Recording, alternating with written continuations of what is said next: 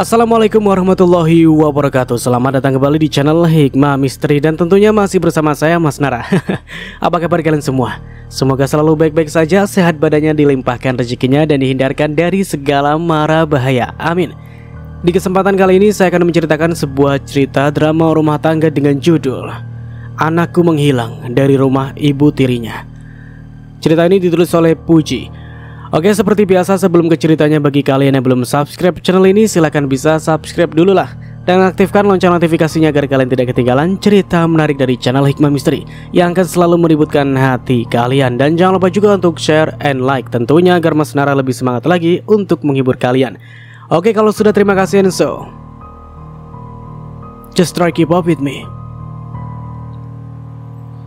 Aku mematut diri di depan cermin, memandang takjub pada bayangan diriku sendiri di sana. Aku tak menyangka akan memakai gaun pengantin ini untuk kedua kalinya. Pernikahan pertamaku gagal karena adanya orang ketiga. Aku harap ini adalah pernikahan terakhirku. Sedang asyik mengagumi diri, tanpa mengetuk pintu terlebih dahulu, ibu dari Mas Pras masuk ke kamar. Dia memandangku sekilas lalu memintaku untuk segera keluar karena Mas Pras sudah bersiap mengucap ijab kabul. Aku pun menurutinya dengan berjalan keluar dari kamar. Aku kira Bu Halimah akan menuntunku seperti adegan dalam sinetron televisi. Nyatanya dia hanya berjalan di belakangku. Entah hanya perasaanku atau memang kenyataannya, Bu Halimah sepertinya tidak menyukaiku. Mungkin karena aku seorang janda beranak satu, sementara Mas Pras masih berjaga ting-ting. Sesampainya di ruang yang dipersiapkan untuk mengucap ijab kabul, semua mata kini memandang ke arahku. Ada yang terlihat kagum, ada pula yang justru saling berbisik. Entahlah, aku tak mau mengotori pikiranku dengan hal buruk. Bukankah hari ini adalah hari membahagiakan untukku? Bagaimana para saksi? Tanya penghulu. Sah. Para saksi menjawab bersamaan. Akhirnya aku dan Mas Pras resmi menjadi suami istri. Hal yang selama ini aku idamkan setelah hampir 1 tahun menjalani masa pacaran dengan Mas Pras. Resepsi pernikahan dilakukan secara sederhana, karena ini adalah pernikahan kedua aku. Kami hanya mengundang beberapa kerabat dan tetangga dekat saja. Jadi tak ada prasmanan apalagi orjen tunggal. Dalam ramainya tamu undangan, seorang pria yang tak asing bagiku muncul. Mas Wildan, mantan suamiku bersama dengan Dini istrinya. Di antara mereka seorang gadis kecil berlari menghambur ke arahku. "Selamat ya bunda," ucapnya. "Terima kasih sayang, Azizah," balasku. Aku memeluk putri sematawayangku itu dengan erat. Karena sibuk mengurus pernikahan, aku sengaja menitipkan Azizah pada Mas Wildan. Lagi pula meskipun kami resmi bercerai, tapi silaturahmi kami sama sekali tidak terputus. Semua itu demi Azizah supaya tidak merasa menjadi anak broken home. Seminggu atau 2 minggu sekali Azizah sengaja menginap di rumah Mas Wildan. Aku pun tak masalah. Toh Mas Wildan adalah ayah kandung Azizah. Dan Dini meskipun dia hanya ibu tiri, tapi aku yakin dia ibu tiri yang baik. Selama ini jika aku lihat-lihat, Dini sangat menyayangi Azizah. Mereka juga nampak akrab, sehingga aku tak pernah khawatir jika Azizah menginap bersama dengan mereka. Mas Wildan dan Dini mendekat ke arahku. Mereka mengucapkan selamat atas kebahagiaanku. Bahkan mereka membawa kado yang sangat spesial, bukan barang branded atau lainnya. Mas Wildan dan Dini membawa kado berupa kabar baik. Mereka kini akan segera menjadi orang tua. Sebagai mantan istri yang baik, aku mengucapkan selamat pada mereka berdua. Dini dan Mas Wildan ikut duduk di dekat pelaminan, sementara Aziza bermain dengan saudara sepupu yang hadir di pesta pernikahanku ini. "Setelah ini kalian mau bulan madu kemana, Anjeng?" tanya Dini sembari memakan kue yang aku suguhkan. "Kami," jawabku dan Mas Pras bebarengan. Mas Wildan dan Dini pun tersenyum. "Cie, yang baru nikah, apa-apa barengan." Aku menjepit lengan Mas Pras lalu memberi kode agar dia yang menjawab. "Aku dan Anjeng akan berbulan madu ke Bali 2 hari." "Yakin cuma 2 hari? Kurang lo itu," ledek Mas Wildan. Kami tertawarnya sebelum akhirnya hanya diam saat Bu Halimah ikut nimbrung. "Prasetyo itu kan harus kerja. Belum-belum sudah harus menghidupi ibu plus anaknya." Bu Halimah ikut duduk di sebelah pelaminan. Coba kalau sama Agnes, pasti bulan madunya lebih lama. Mas Wildan dan Dini menatapku yang kini tak mampu menahan sesak di dada. Mata ini mulai menghangat, tapi Mas Pras mengusap lembut pundakku dan memberiku semangat. Jangan kamu masukkan hati omongan ibuku ya, Dek, bisiknya di telinga. Aku mengangguk lemah. Aku sama sekali tak mengerti dengan perubahan sikap ibu mertuaku itu. Padahal saat dulu datang ke rumah untuk melamarku, Bu Halimah sangat ramah. Bahkan dia senang akhirnya sang putra memiliki wanita yang ingin diajak serius. Namun entah kenapa sekarang Bu Halimah berubah sikap. Aku menarik koper keluar dari rumah dan Mas Pras yang memasukkan koper itu ke dalam mobil. Hari ini kami akan berbulan madu ke Bali. Sedang asik bersiap, Mas Wildan datang dengan membawa Aziza. "Ziza!" teriakku saat melihat putri kecilku itu. "Bunda!" Gadis berusia 10 tahun itu memelukku. "Gimana kabar kamu sayang? Sehat?" Tanyaku sembari menyelipkan rambutnya yang panjang ke belakang telinga. "Sehat, Bun." "Kamu suka kan tinggal sama ayah?" "Suka, Bun, ayah baik, Mama Dini juga baik." "Syukurlah." Aku menciumi Aziza sekali lagi lalu beralih memandang Mas Wildan. "Aku titip Aziza ya, Mas." Mas Wildan menarik Aziza masuk ke dalam pelukannya. "Aziza kan anakku juga, Jeng. Jadi aku pasti akan menjaganya dengan baik." "Terima kasih, Mas." Bu Halimah keluar dengan membawa tas kecil berisi obat-obatan yang aku siapkan. Saking senangnya mau bulan madu, sampai lupa dengan benda kecil penuh manfaat itu. Bu Halimah melewatiku begitu saja, lalu menghampiri Mas Pras yang sedang menghidupkan mobil. "Ini tas obatnya lupa. Istrimu itu kok teledor banget sih, Pras?" Bu Halimah melengos saat lewat di depanku lagi. Sumpah, dada ini rasanya sesak sekali. Rasanya ingin melampiaskan amarah, tetapi tak bisa karena Bu Halimah adalah orang tua dari suamiku. Bukankah ketika orang tua kandung sudah tiada, maka mertualah pengganti orang tua kita yang harus selalu dihormati? Aku dan Mas Pras selalu masuk ke mobil dan melaju perlahan. Aziza dan Mas Wildan masih berdiri di halaman sembari melambaikan tangan kepadaku.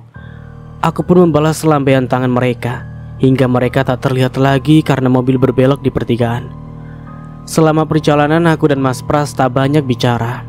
Aku lebih sering menatap keluar jendela mobil menikmati pemandangan di luar sana. "Kenapa?" Mas Pras menggenggam tanganku. Aku menoleh lalu menggeleng. Gak apa-apa, Mas. "Bener, gak ada yang sedang kamu sembunyikan kan?" desaknya. Lagi-lagi aku menggeleng lalu tersenyum. "Bener gak ada apa-apa kok, Mas." "Ya sudah, kalau ada apa-apa jangan ragu untuk cerita. Sekarang aku ini suami kamu." Mas Pras mengusap pipiku pelan dan menyelipkan anak rambutku ke belakang telinga. "Iya, Mas." Aku kembali menatap keluar jendela, memandangi deretan gedung bertingkat di sepanjang jalan. Entah mengapa hatiku merasa tak nyaman. Ada rasa takut dan juga was-was yang membuatku gelisah. Aku tak tahu ada apa, tapi yang pasti perasaanku mengatakan akan terjadi suatu hal. Sesampainya di Bali, Mas Pras mengajakku menginap di hotel yang mewah. Sewa semalamnya saja membuat aku mulus dada. Aduh. Mungkin karena pemandangan yang disuguhkan di balik jendela kamar hotel itu sangat indah, ya, yang membuat harganya menjadi selangit. "Gimana? Kamu seneng kan?" tanya Mas Pras sembari memelukku dari belakang. "Aku senang sekali, Mas. Baru kali ini aku bertandang ke Bali, menginap di hotel mewah pula." Aku memaksakan senyuman. Jujur, perasaan gelisah itu masih saja menghantuiku. "Syukurlah kalau kamu suka." Aku melepaskan pelukan Mas Pras lalu masuk ke kamar mandi untuk membersihkan diri. Selama mandi otakku selalu terbayang wajah putriku Aziza. Sekarang dia sedang apa ya? Waktu cuti selama 2 hari kurasa cukup untuk menikmati bulan madu. Selama di Bali, Mas Pras selalu mengajakku berjalan-jalan menikmati indahnya pantai dan pusat oleh-oleh di pagi hari. Malamnya sepertinya aku tak perlu menceritakan apa yang dilakukan pengantin baru ya saat bulan madu. Kalian pasti bisa menebaknya, bukan? "Oleh-oleh untuk ibu sudah kamu belikan, Mas?" tanyaku memastikan. Mas Pras yang sedang mengepak baju seketika berhenti. lalu melirik bungkusan plastik hitam di sudut kamar. Udah, semua pesanan ibu juga udah aku belikan kok. Syukurlah kalau sudah. Aku mengelus dada. Kalau sampai lupa, bisa-bisa ibu mertuaku itu bakalan ceramah panjang kali lebar. Selesai mengepak barang, kami bergegas check out dari kamar hotel dan masuk ke mobil. Perjalanan masih akan sangat panjang. Semoga saja semua lancar dan selamat sampai tujuan. Perasaan tak enak dan gelisah di awal keberangkatanku kemarin sudah menghilang. Namun entah kenapa sekarang justru muncul kembali. Kamu kenapa sih sayang? Aku lihat kamu sering melamun. Mas Pras mengelus kepalaku.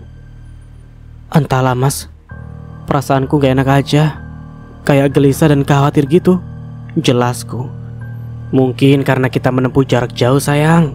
Jadi perasaan khawatir dan gelisah itu mendadak muncul sebagai sinyal supaya kita berhati-hati di jalan. Aku menatap lekat manik mata Mas Pras. Benar juga apa yang dikatakannya. Mungkin aku hanya merasakan khawatir yang berlebihan. Ditambah lagi aku tak terbiasa tanpa Aziza. Sejak Aziza lahir aku yang merawat, membesarkannya, dan memenuhi semua kebutuhannya sendiri. Iya, sendiri. Karena Mas Wildan sama sekali tak peduli saat aku hamil dulu. Saat itu pernikahanku dengan Mas Wildan berjalan ke tahun ketiga.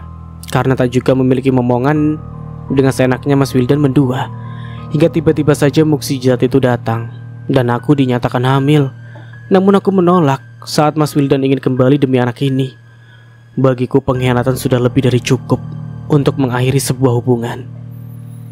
Hingga aku kembali merasakan getaran cinta saat bertemu dengan Mas Pras. Meskipun bagi orang lain Mas Pras adalah yang kedua dalam pernikahanku, tapi bagiku Mas Pras adalah segalanya. Tak peduli dia nomor 2 atau nomor sekian.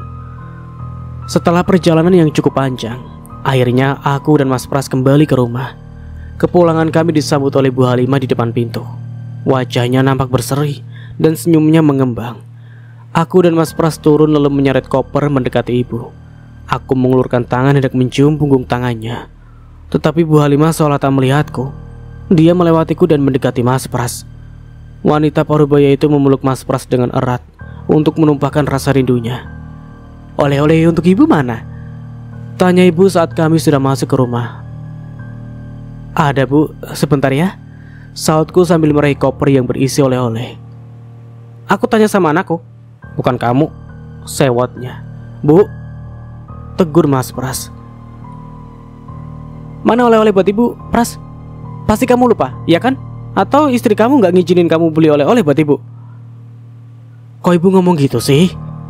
Mas Pras membuka koper dan mengeluarkan beberapa barang oleh-oleh untuk ibu. Semua ini yang milih Ajeng loh bu. Bagus-bagus kan?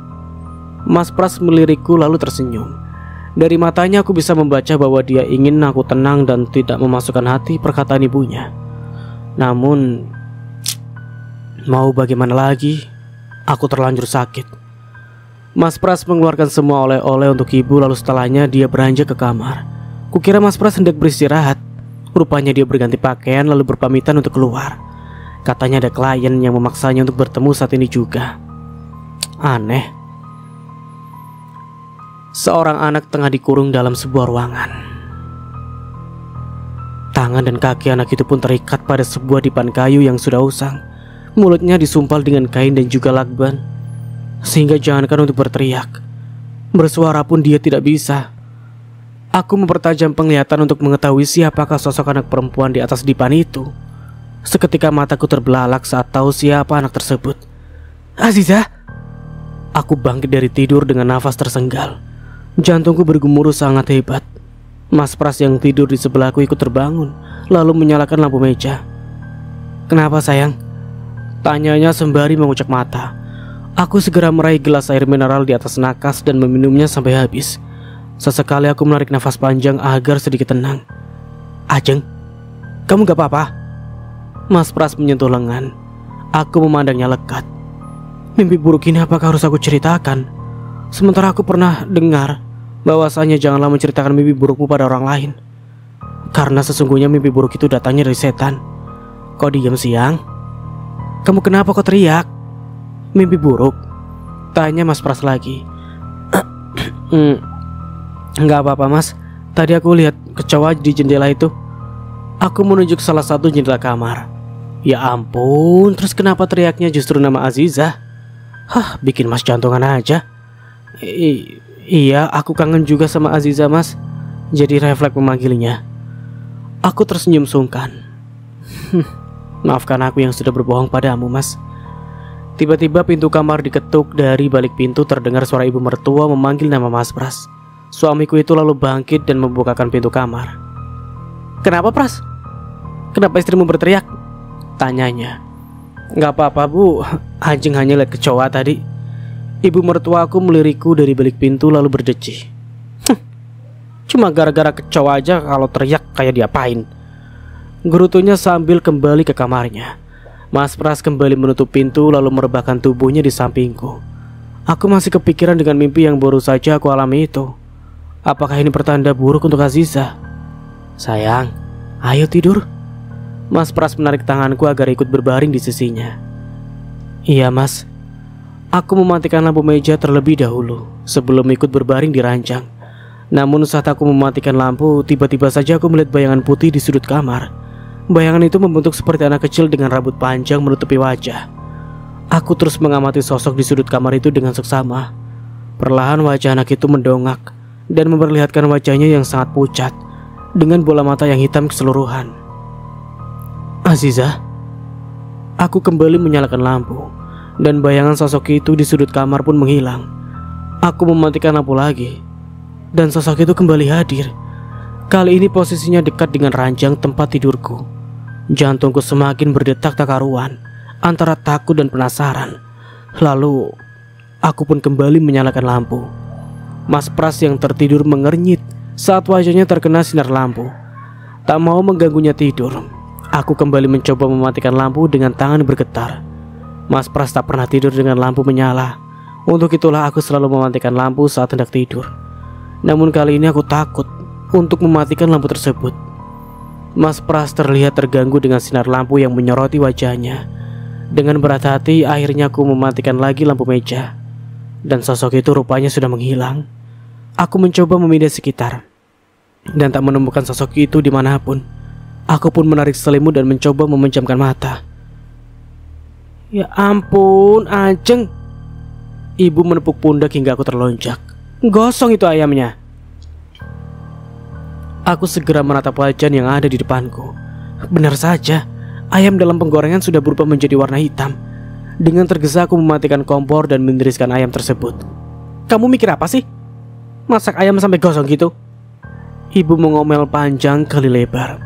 Aku hanya bisa diam sembari membuang ayam tersebut ke dalam sampah. Entah kenapa, aku terus kepikiran dengan mimpi itu. Udah sana keluar, biar ibu yang masak. Bisa-bisa aku mati keracunan makan masakan kamu. Dengan berat hati aku melangkah kembali ke kamar. Hatiku sakit mendengar omelan ibu mertua. Mas Pras yang baru saja keluar dari kamar mandi langsung duduk di sampingku. Kenapa lagi sayang? Mas Pras menggenggam jemariku. Maaf mas, aku tadi masak buat sarapan tapi malah gosong. Mas Pras tersenyum manis selalu mengacak rambutku pelan.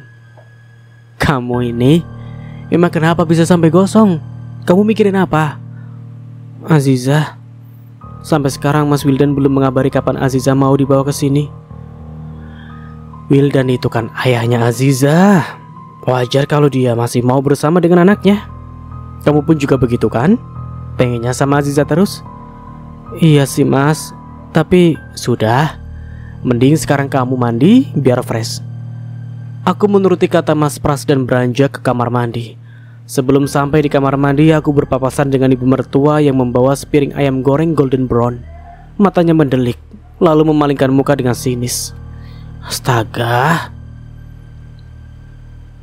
Kamu mau kemana sayang? Tanya Mas Pras saat melihatku bersiap menyisir rambut. Aku mau menjemput Azizah mas.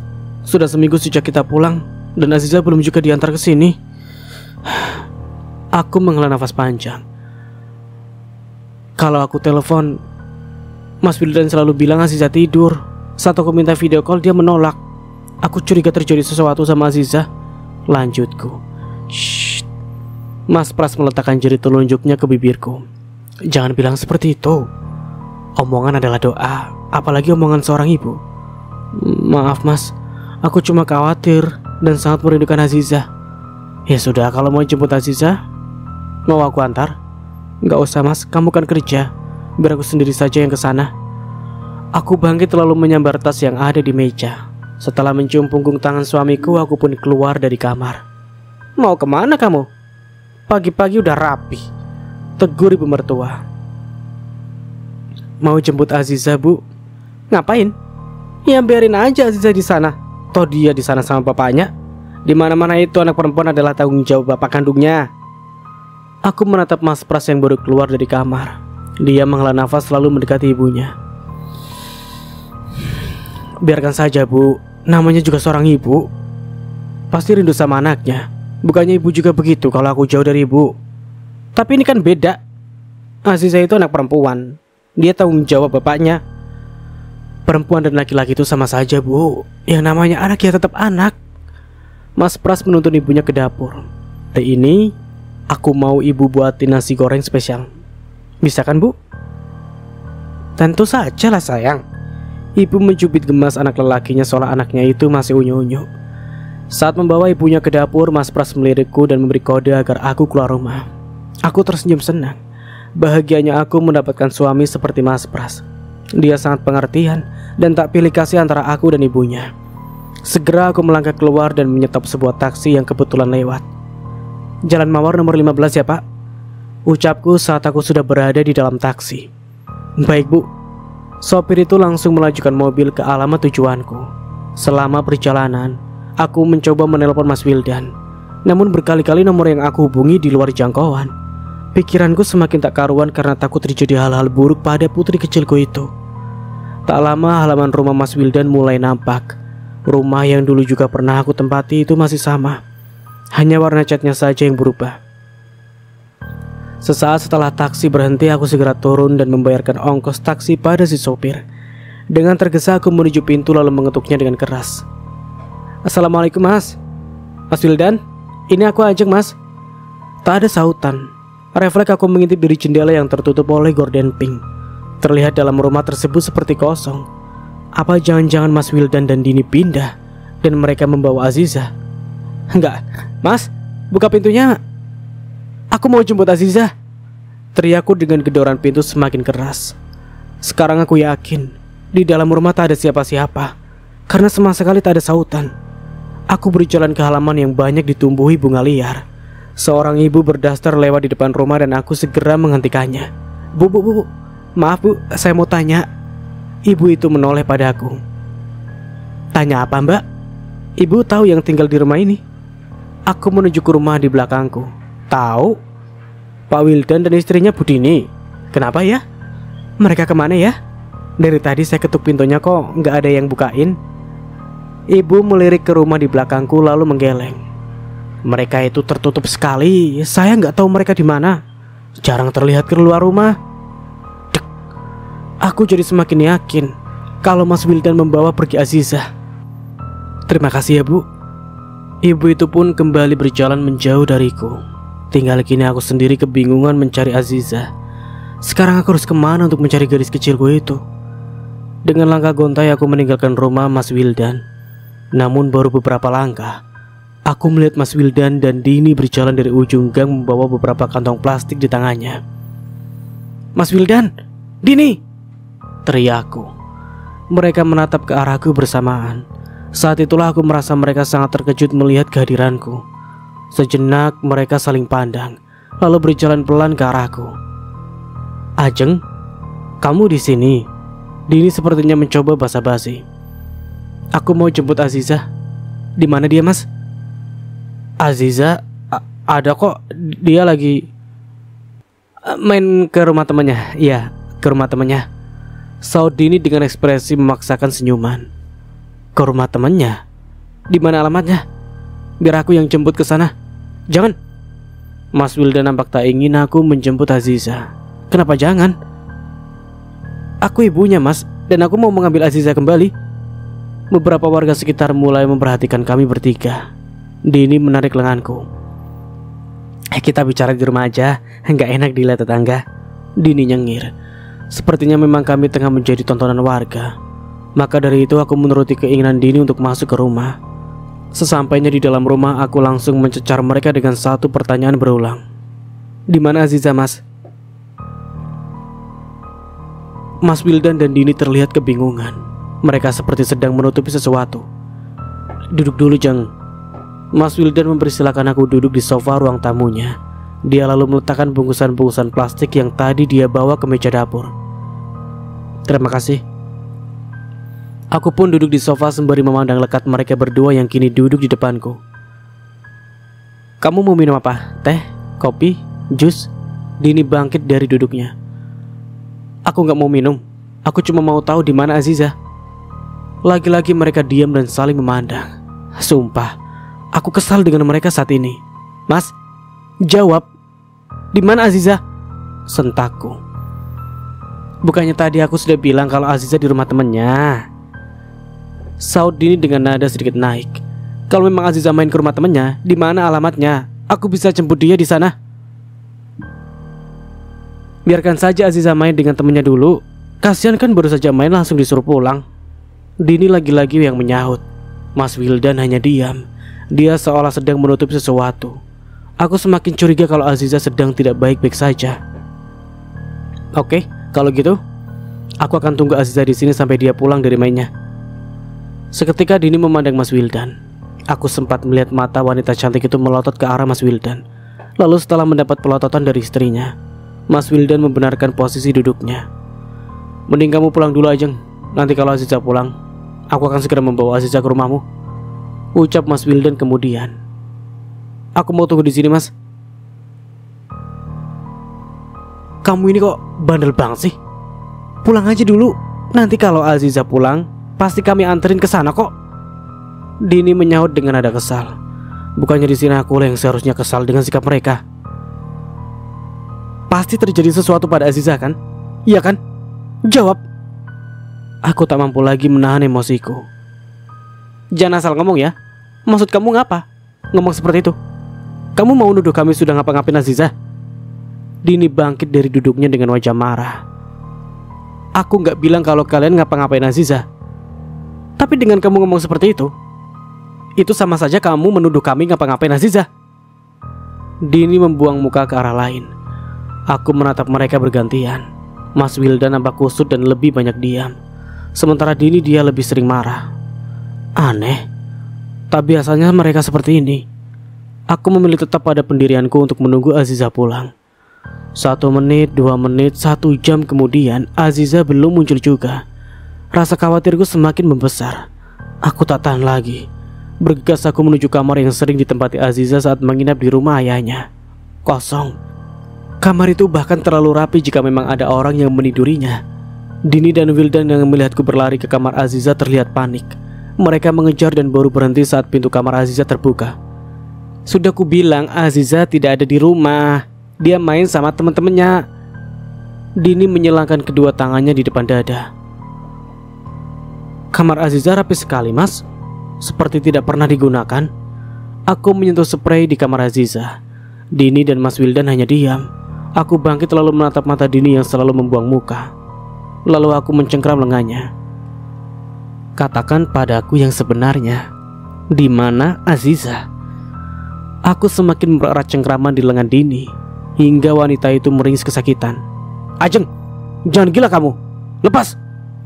Mas Wildan menarik tanganku agar melepaskan cengkraman di lengan istrinya. Dengan kesal aku menepis tangan Mas Wildan lalu menunjuk wajah mereka. Aku tahu ada yang kalian sembunyikan dariku.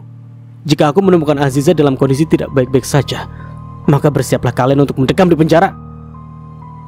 Dini dan Mas Wildan menunduk, membuat aku semakin kesal dan geram. Akhirnya aku memutuskan untuk keluar dari rumah mereka. Namun ketika baru sampai di pintu, Dini menyebutkan kata-kata yang selama ini aku takutkan. Aziza hilang. Seketika tubuhku lemas. Jadi firasatku selama ini benar. Jika Aziza sedang tidak baik-baik saja, anak gadisku itu pasti sedang dalam kesusahan. Apa maksudmu dengan hilang? Aku menoleh ke arah Dini. Mas Wildan menarik lengan Dini lalu membisikkan sesuatu.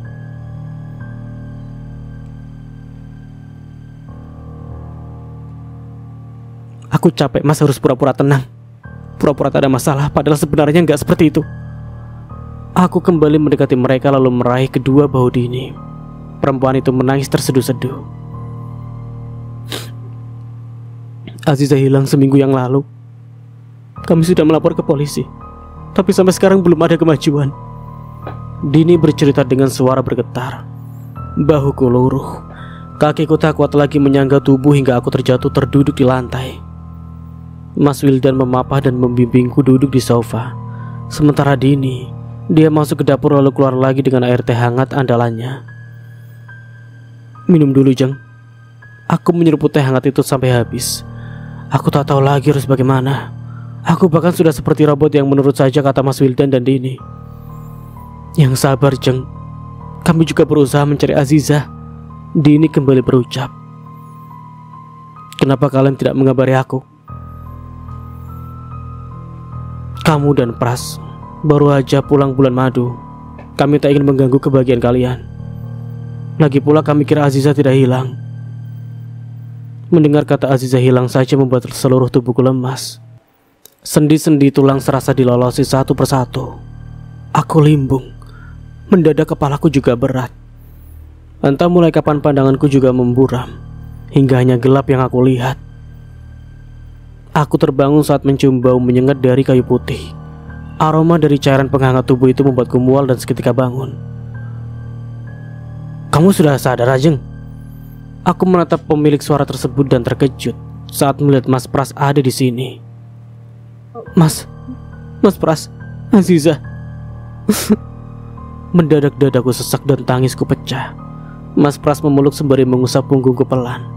Sabar sayang, kita pasti bisa menemukan Aziza. Aziza, di mana kamu, Nak? Tangisku semakin keras. Tak menyangka jika putriku akan menghilang seperti ini. Selama ini Aziza adalah anak baik, anak penurut dan tidak rewel. Sehari-hari di rumah pun Aziza gadis yang ceria. Namun kenapa sekarang berbeda? Apa yang membuat anakku itu meninggalkan rumah ayah dan ibu tirinya? Tiba-tiba saja pikiran tentang ibu tiri yang jahat mulai berkelebat di kepala. Iya, pasti Dini yang sudah memperlakukan Aziza dengan tidak baik, sehingga membuat Aziza kabur.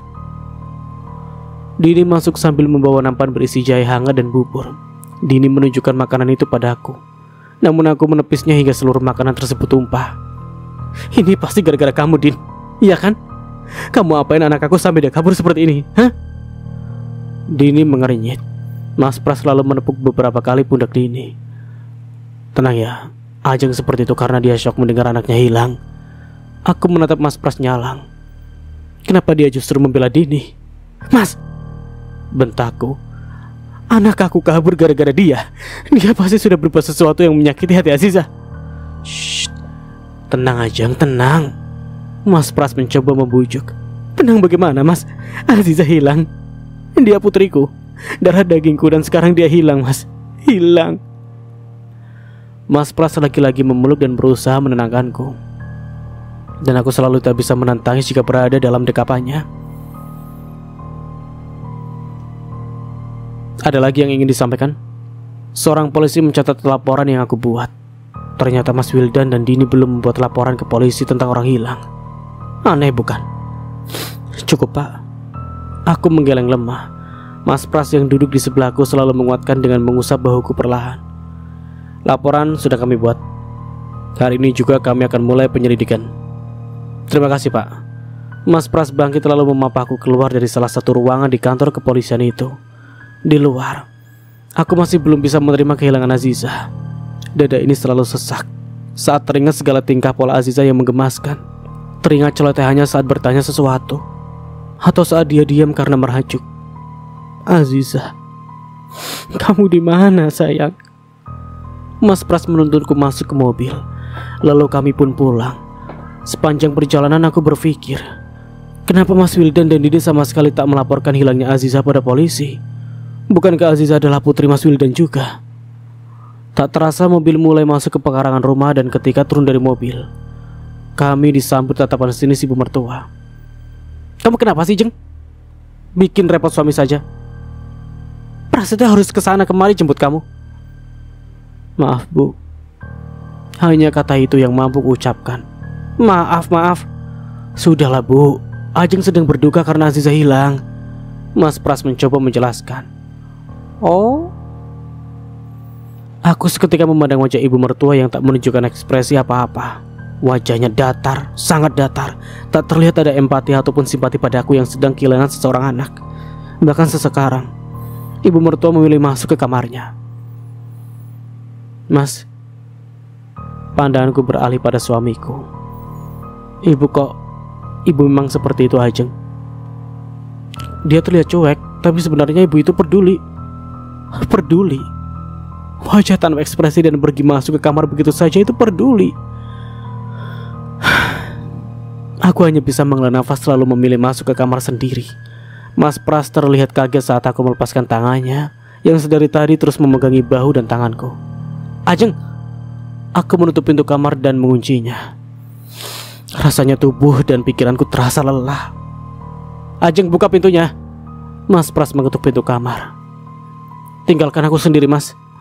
Ajeng, Mas mohon buka pintunya. Aku tak peduli dengan teriakan Mas Pras di luar sana. Beberapa saat kemudian aku juga mendengar suara ibu mertua yang mencoba membujuk Mas Pras. Sudahlah Pras, biarkan saja dia. Paling juga nangis di dalam kamar. Cengeng. Sakit dan sesak di dadaku semakin menyiksa. Air mata pun turun tak terbendung. Aku merebahkan diri di ranjang dan menutup seluruh tubuhku dengan selimut. Bunda, tolong Ziza, Bunda. Tolong Ziza. Aku terbangun dalam ruangan yang sangat gelap. Mataku tak bisa melihat apa-apa. Hanya saja aku terus mendengar suara Aziza meminta tolong. Ziza, kamu di mana nak? Teriakku. Bunda, tolong Aziza Bunda. Aku terbangun dengan nafas tak beraturan. Segera aku meraih gelas di atas nakas dan meminum airnya sampai tandas. Lalu aku mulai mengatur nafas supaya lebih teratur. Aziza, kamu di mana sayang? Gumamku dengan air mata yang kembali mengalir. Aku meraih figura foto Aziza di nakas dan memeluknya untuk menyalurkan rasa rinduku.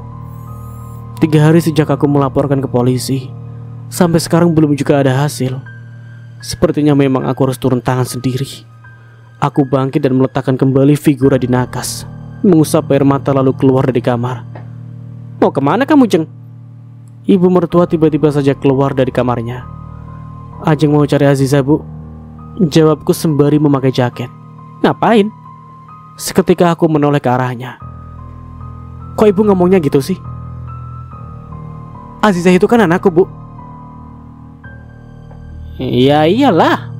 Wanita yang memiliki uban di kepalanya itu berjalan melewatiku, lalu duduk di sofa ruang tamu. Dia duduk sembari menyilangkan kaki dan kedua tangannya di depan dada. Kamu kan udah melaporkannya ke polisi.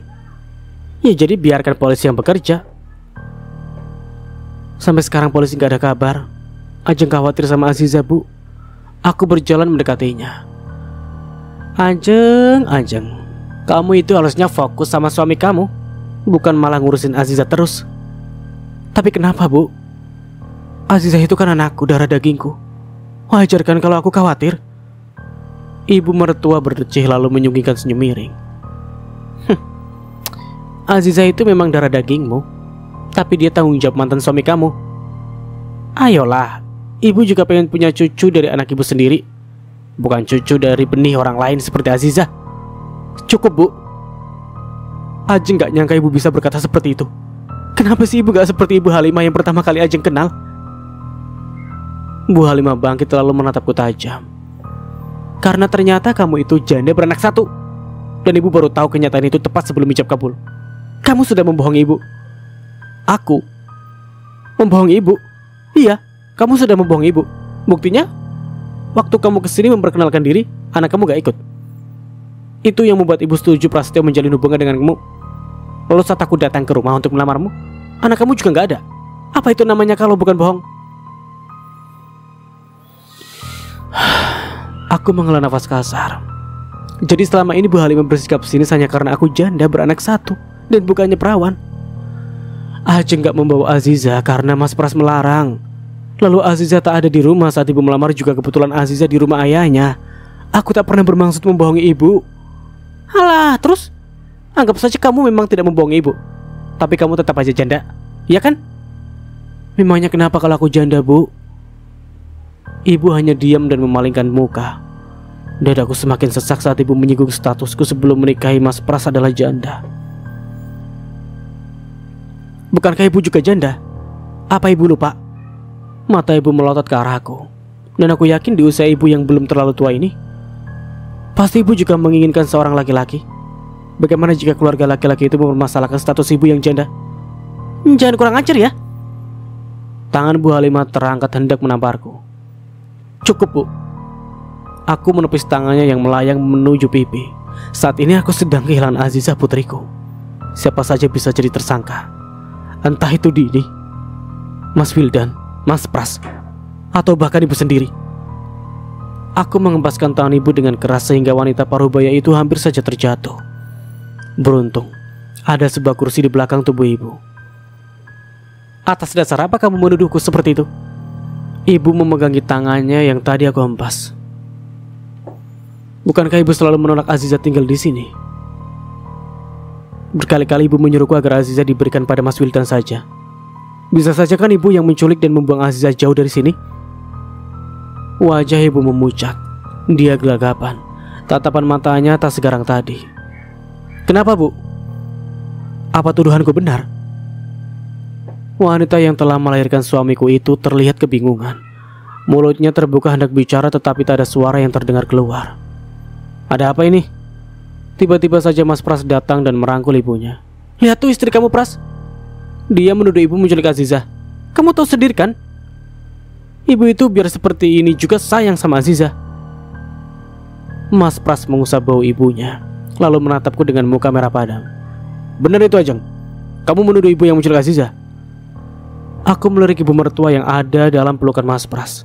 Dia kini tersenyum sini sambil sesekali berpura-pura menangis saat Mas Pras melihat ke arahnya. Aku tak hanya menuduh ibu, tapi juga Mas Wildan, Dini, dan juga kamu. Maksudmu? Siapa saja bisa jadi tersangka, Mas. Mas Wildan bisa jadi dia menculik Azizah karena ingin terus bersama Azizah. Dini, dia kan ibu tiri, dan setauku tak ada ibu tiri yang benar-benar baik pada anak tirinya. Lalu kau? Aku belum tahu apa motifmu, tapi itu mungkin saja terjadi, bukan? Kamu terlalu lelah, Ajeng. Istirahatlah. Biarkan saja polisi yang melakukan tugasnya. Aku mencubik lalu memandang ibu dan anak itu bergantian. Tanpa menunggu persetujuan mereka, aku pergi keluar rumah. Ajeng, tunggu, Ajeng. Mas Pras mencoba meraih tanganku, namun aku menepisnya dan berlari hingga Mas Pras tak bisa lagi mengejar. Biarpun cuma emak-emak. Tapi dulu sewaktu sekolah, aku adalah juara lomba lari 1 RT. Aku terlebih dahulu menuju kantor polisi untuk memastikan apakah mereka sudah menemukan titik terang keberadaan anakku atau belum. Dan ternyata sesampainya di sana aku kecewa. Mereka sama sekali belum menemukan anak gadisku. Dengan dada bergemuruh, aku keluar dari kantor polisi. Aku bersumpah akan mencari anakku sendiri tanpa bantuan polisi sama sekali. Aku yakin tanpa mereka aku pun bisa menemukan Azizah. Segera aku melangkah ke toko fotokopi. Kemarin aku sudah membuat brosur orang hilang melalui ponsel. Jadi hari ini aku tinggal mencetaknya saja. Sesampainya di tempat fotokopi, aku mencetak lalu mengkopi sebanyak mungkin brosur tersebut. Kini ratusan lembar brosur berada di tanganku. Brosur berisi foto Azizah plus nomor ponselku. Sayangnya, aku sama sekali tak tahu pakaian apa yang terakhir kali anakku gunakan. Aku menuju ke sekolah Azizah dengan menaiki angkot. Di dalam angkot tersebut, aku membagikan brosur pada para penumpang. Ada yang serius membaca, ada yang hanya memasukkan brosur itu ke dalam tas, ada pula yang malah menjadikan brosur itu sebagai kipas. Salah satu ibu bertanya siapakah anak yang hilang itu. Lalu aku menjawab jika itu adalah putriku. Dia turut prihatin dan mendoakan agar putriku segera ditemukan. Sesampainya di depan sekolah Azizah, aku membagikan brosur kepada para pedagang kecil yang menjajakan dagangannya di depan sekolah. Tak lupa aku memberikannya juga pada pedagang tukang ojek, tukang becak, dan tukang parkir di sekitaran sekolah. Jawaban mereka sama, menggeleng. Mereka sama sekali tak tahu kemana Azizah pergi. Tak patah semangat aku terus membagikannya sembari berjalan, hingga tiba-tiba ponselku berdering. Sebuah nomor tak dikenal masuk. Kupikir orang itu tahu keberadaan Azizah. Nyatanya hanya orang iseng yang mengajak berkenalan. Aku memasukkan kembali ponsel ke dalam tas dan kembali membagikan brosur. Hari mulai terik, kakiku pun mulai lelah. Aku memutuskan untuk masuk ke sebuah warung makan. Di sana aku memesan sepiring nasi dan teh hangat. Tak lupa aku berikan brosur yang kubawa. Barangkali pemilik warung pernah melihat anakku. Dengan lahap aku memakan nasi dengan sayuran tersebut sampai habis. Aku tak boleh kelaparan. Aku harus kuat. Karena untuk mencari Azizah, aku membutuhkan kekuatan super. Kakiku melangkah dengan gontai menuju pangkalan angkutan umum untuk kembali ke rumah. Namun saat hendak masuk ke dalam angkot, mataku justru melihat Dini di seberang jalan. Wanita itu membawa koper besar. Jangan-jangan Dini. Wanita itu menoleh ke arahku. Tetapi sedetik kemudian dia lari masuk ke gang kecil di seberang. Dini, tunggu. Aku segera berlari menyusulnya. Namun dia semakin cepat berjalan. Dini. Aku meraih tangannya hingga dia hampir saja terjerembab. Apaan sih? Dia mengempaskan tanganku. Kamu mau kemana, Din? Bukan urusanmu, Ajeng. Tentu saja urusanku. Azizah menghilang dan belum ketemu. Tapi kamu malah mau pergi membawa koper sebesar ini. Dan lagi, kamu dan Mas Wildan ternyata belum melaporkan hilangnya Azizah ke polisi, kan? Mataku menyipit menatap mata Dini. Dini terlihat kebingungan. Berkali-kali dia menatap sekitar seolah takut oleh seseorang. Berkali-kali pula dia mencoba untuk kabur. Kamu mau kemana? Sepertinya tergesa-gesa sekali. Apa jangan-jangan kamu yang menyebabkan Azizah menghilang? Mulut Dini menganga. Jangan asal bicara kamu, Jeng. Aku gak ada sangkut pautnya sama hilangnya anak kamu. Lalu kenapa kamu gak melaporkan hilangnya Azizah ke polisi? Kenapa juga kamu mau pergi? Ayo jelaskan. Lagi-lagi wanita itu mencoba kabur. Tetapi aku lebih dulu mencengkram tangannya hingga dia tak bisa berkutik. Lepas. Aku gak akan lepaskan kamu sebelum kamu jelaskan semuanya, Din. Jelaskan apa lagi? Aku kan udah bilang, aku gak ada sangkut pautnya sama hilangnya Azizah. Bohong. Pasti kamu yang sudah membuat Azizah pergi dari rumah dan menghilang, kan? Dini melirik ke arah belakang tubuhku, lalu berusaha melepaskan cengkraman tanganku. Keringatnya terlihat bercucuran dan wajahnya memucat. Di sini kamu rupanya. Sebuah suara mengagetkan aku. Aku pun menoleh dan mendapati Mas Wildan dengan wajah merah padam. Rahangnya mengeras lalu meraih paksa lengan Dini. Perempuan itu pun berontak. Lepaskan aku, Mas. Dini mencoba melepaskan diri. Aku gak akan melepaskan kamu sebelum kamu mengembalikan semua padaku. Ada apa ini, Mas?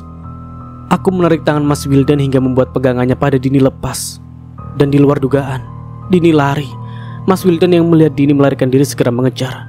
Lagi-lagi Dini tertangkap dan dia memberontak. Ayo, ikut aku ke kantor polisi. Mas Wildan menyeret Dini dengan paksa. Enggak, aku enggak mau. Lepas. Cukup.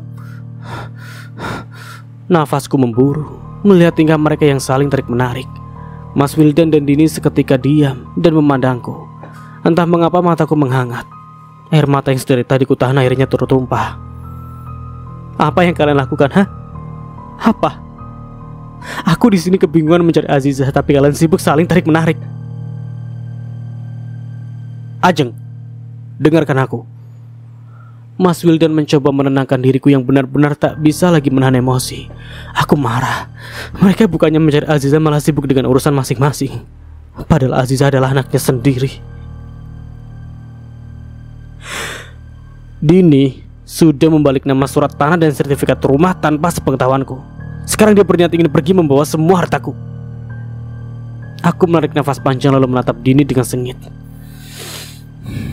Benar begitu, Din? Jawab. Dini tersentak kaget saat aku berteriak membentaknya. Sejenak dia tertunduk lalu menangis. Maafkan aku, Mas. Aku terpaksa melakukan semua itu. Aku harus membayar hutang yang sudah menumpuk ratusan juta. Ratusan juta? Teriakku dan Mas Wildan bersamaan. Tak lagi bisa menahan emosi, Mas Wildan menarik lengan Dini hingga membuat wanita itu meringis kesakitan. Untuk apa kamu hutang segitu banyaknya, Dini?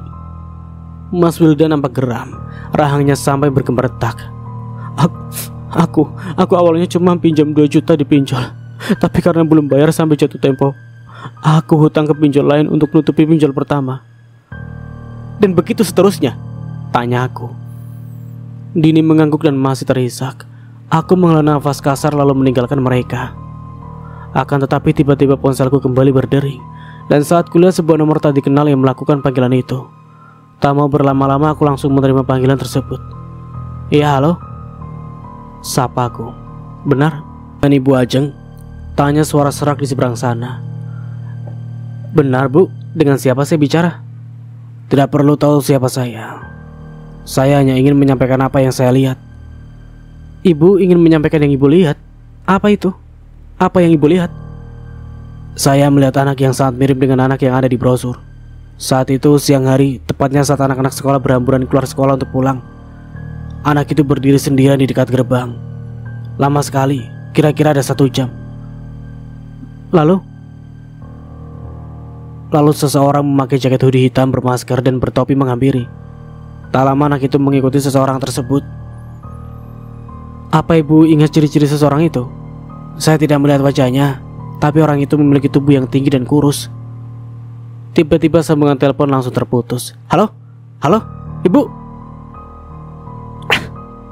Hampir saja aku membanting ponsel karena kesal. Aku hanya mendapatkan petunjuk yang masih abu-abu. Tinggi dan kurus. Hampir semua laki-laki di dunia ini pasti tinggi dan kurus. Siapa, Jeng? Ada apa? Mas Wildan terlihat penasaran. Bukan siapa-siapa. Aku memaksakan tersenyum. Iya, rasanya aku tak perlu menyampaikan apa yang baru saja aku dengar. Bukankah saat Aziza hilang dia tidak peduli? Lalu kenapa dia sekarang sok khawatir? Kakiku melangkah meninggalkan Mas Wildan dan juga Dini. Namun baru beberapa langkah tiba-tiba kepalaku pusing. Pandanganku memburam. Lalu sedetik kemudian aku tak melihat apa-apa lagi. Bunda, Bunda. Aziza berlari menghampiriku. Wajahnya sangat ceria dengan senyuman manis yang tak henti mengembang. Aziza, aku memeluknya sangat erat. Setelah sekian lama akhirnya aku bisa kembali memeluk putriku. Aroma bedak bayi yang masih sering Aziza pakai bercampur dengan keringatnya memenuhi penciumanku. Aroma yang selama ini aku rindukan. Akan tetapi, aroma itu kini berangsur berubah. Yang tadinya harum mendadak menjadi aroma amis darah dan juga busuk. Tubuh Aziza pun kini sedingin es, sampai-sampai seluruh bulu kuduku meremang.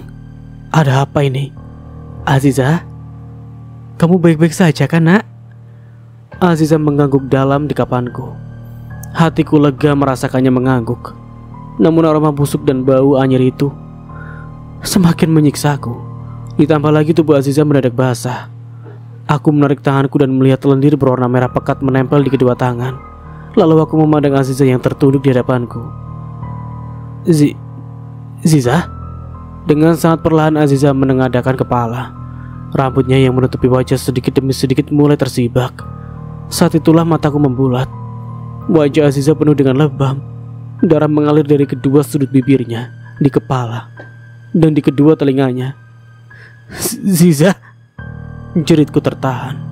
Sosok yang menyerupai putriku itu menangis sendu. Dadaku sesak mendengar tangisan Aziza yang menyayat hati. Tolong Ziza, Bunda. Tolong Ziza. Mendadak sebuah tangan besar meraih Aziza dari belakang. Putriku hanya bisa berteriak saat tubuhnya terseret dengan cepat.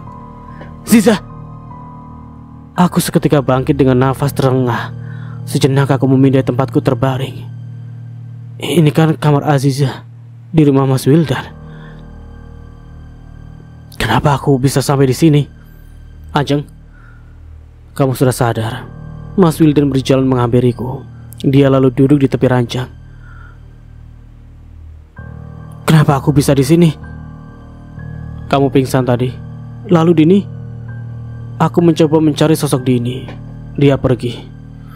Biarlah. Biar polisi saja nanti yang urus. Mas Wildan mengangsurkan segelas teh hangat ke tanganku. Minumlah. Semoga kamu cepat pulih. Dengan perlahan aku meminum teh buatan Mas Wildan. Pria yang pernah mengisi hidupku itu bangkit lalu keluar dari kamar. Aku sudah menghubungi Prasetyo. Mungkin sebentar lagi dia akan datang. Sejenak Mas Wildan menunduk lalu kembali menatapku. Aku akan keluar supaya tidak menimbulkan fitnah. Aku hanya bisa mengangguk lalu menatap punggung Mas Wildan yang menjauh. Aku memindai kamar Aziza. Di samping ranjang terdapat meja belajar yang sering Aziza gunakan jika menginap di sini. Aku bangkit lalu menyentuh satu persatu barang milik Aziza. Sebuah foto kebersamaan Aziza dengan Mas Wildan dan Dini terpajang di meja itu. Aku meletakkan gelas ke meja lalu meraih foto tersebut. Senyum Aziza terlihat sangat indah. Mendadak perutku terasa mulas. Aku segera keluar dari kamar menuju ke toilet. Setelah menuntaskan hajat kecil, aku keluar dari toilet. Tak sengaja aku menabrak keranjang pakaian kotor di luar toilet. Isi dari keranjang itu pun tumpah. Dengan malas aku memunguti pakaian kotor tersebut dan memasukkannya kembali ke dalam ranjang. Ketika salah satu pakaian kumasukkan, aku melihat sesuatu yang mirip dengan petunjuk abu-abu tersebut.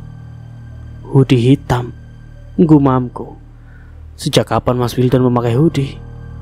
Atau jangan-jangan... Setelah menunggu beberapa menit, Mas Pras datang menjemput. Dia langsung memeluk begitu melihatku. Maafkan aku Ajeng, kamu gak apa-apa kan? Aku gak apa-apa mas. Itu apa? Mas Pras menatap hoodie hitam yang aku bawa. Niatku ingin bertanya langsung pada Mas Wildan siapa pemilik hoodie ini. Namun Mas Wildan ternyata tidak ada di rumah. Entah kemana dia pergi. Bukan apa-apa mas. Aku meletakkan hoodie itu sembarangan, lalu mengikuti Mas Pras keluar dari rumah Mas Wildan. Sesampainya di rumah, aku langsung masuk ke kamar dan bersiap untuk mandi. Saat meraih baju ganti dalam lemari, tiba-tiba saja tas yang biasa dibawa kerja oleh Mas Pras terjatuh. Aku meraih tas itu dan bermaksud meletakkan kembali ke dalam lemari. Namun sebuah jepit rambut kupu-kupu berwarna biru, sebuah topi dan masker hitam terjatuh. Jantungku berdetak tak karuan. Tadi di rumah Mas Wildan, aku menemukan hoodie. Lalu di sini aku menemukan sebuah topi dan masker hitam. Ditambah lagi dengan jepit rambut berbentuk kupu-kupu. Ajeng, kamu gak jadi? Ucapan Mas Pras menggantung saat aku berbalik sembari menunjukkan topi, masker, dan jepit rambut.